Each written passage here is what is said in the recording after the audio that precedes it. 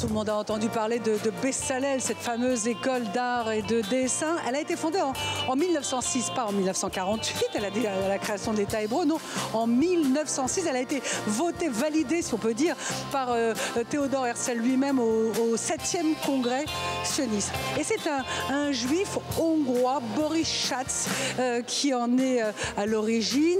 Comment un juif hongrois s'est-il retrouvé ici, en Terre Sainte, pour créer une école d'art? Eh bien, parce qu'il a été trompé par sa femme. Ça arrive, c'est pas rigolo, mais ça arrive. Alors Mathieu Winding s'est jeté sur cette croustillante affaire. Boris Schatz est un monument national israélien.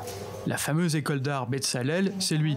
Et voici son descendant, Dan Peer, réalisateur qui a remonté l'histoire familiale par sa face cachée. Une histoire digne d'un grand roman russe du 19e siècle. Boris Schatz, le père de l'art israélien, a laissé derrière lui une école d'art en Israël, mais aussi une fille, sa fille. Boris Schatz est né en 1866 dans l'Empire russe, dans l'actuelle Lituanie. C'était un homme très talentueux.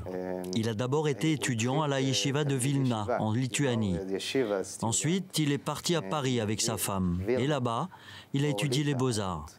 Et pour gagner sa vie, il a été boxeur et lutteur.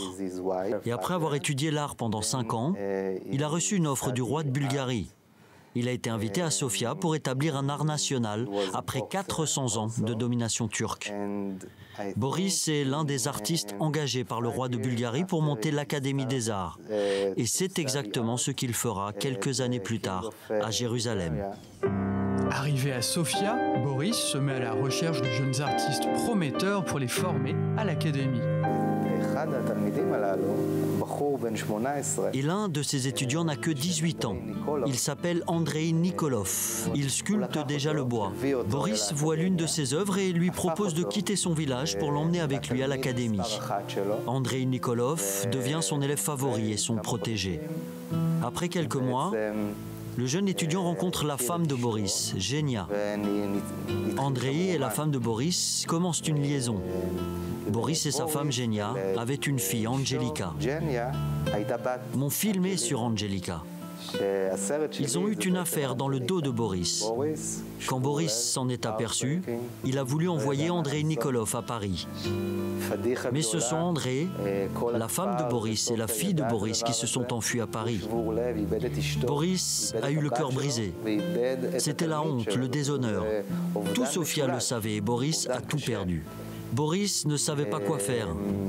Il est parti à Berlin et là, il a rencontré Herzl. Et Boris dit à Herzl, « Ce que j'ai fait à Sofia, je veux le refaire à Jérusalem. » Théodore Herzl alors lui donne sa bénédiction et l'encourage. Et voilà Boris Schatz, le cœur brisé, qui part à Jérusalem.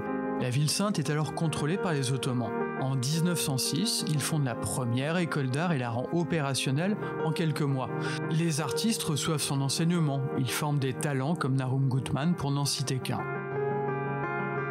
Mais au début des années 20, c'est la déroute à l'école Bezalel.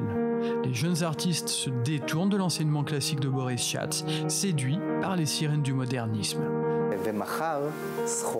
En 1932, Boris est allé aux États-Unis pour trouver de l'argent. Il a échoué et il s'est retrouvé à l'hôpital à Denver, tandis que l'école faisait faillite. Il meurt dans l'anonymat quelques semaines plus tard aux États-Unis, mais Bezalel et le musée Israël perdurent.